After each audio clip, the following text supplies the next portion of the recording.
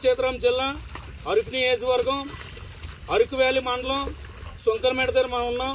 దయచేసి ఆంధ్రప్రదేశ్ రాష్ట్రంలోనూ అలాగే ఇతర రాష్ట్రాల నుండి వచ్చిన టూరిస్టులందరికీ కూడా చిన్న మనవి, అయ్యా దయచేసి మా గిరిజన రైతులు చూడండి.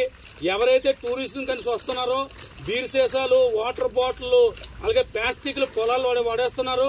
ఇలాగా మేము మీ పట్టణంలో పండించేలాగా ట్రాక్టర్లతో మేము వ్యవసాయం చేయం, అంతా కూడా స్వయం ఉత్పత్తి, అంతే మా చేతులారా మేము పంట పండించే టైప్లో మేము చేస్తాం. కానీ గిరిశేఖర గ్రామాలు అన్నింటిలో కూడా ఏంటంటే ట్రాక్టర్లు గట్టి వెళ్ళాం. ప్రతి దమ్ము పట్టేటప్పుడు ఏంటంటే ఇక పారతో పట్టి ఆ పారతో తవ్వి దాన్ని మట్టాలి. ఈ మట్టేటప్పుడు ఏటవుతుందంటే మీరు ఏదైతే సీసాలు ఇసిరేస్తున్నారో మద్యం సీసాలు ఇసిరేస్తున్నారో ఆ మద్యం సీసాలు పగిలి గాజు పెంకులు గుచ్చుకుంటున్నాయి. దీనివల్ల ఈ జిల్లాలో చాలా మందికి సెప్టిక్లు అయ్యి గిరిజన రైతులు ఇంటి దగ్గర ఉన్నారు. దయచేసి చెప్తున్నా, టూరిజంకి వస్తున్న ప్రతి వ్యక్తి కూడా ప్లాస్టిక్ని ఎక్కడ పడితే అక్కడ పడేయకండి. అలాగే మీరు ఏదైతే గ్లాసులు తీసుకొస్తున్నారో అలాగే ఏదైతే మందు బాటలు తీసుకొస్తున్నారో దయచేసి మీ పుణ్యం ఉంటుంది.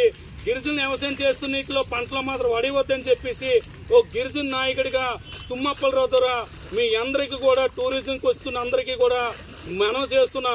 దయచేసి మీరు తెచ్చిన వాటర్ బాటిల్ కానీ, మీరు తెచ్చిన గ్లాసులు కానీ, మీరు తెచ్చిన మద్యం సీసాలు కానీ కనీసం వ్యవసాయంలో కానీ వేసినట్టయితే మా గిరిజన రైతులకి పెద్ద ఎత్తున నష్టం కలుగుతుంది.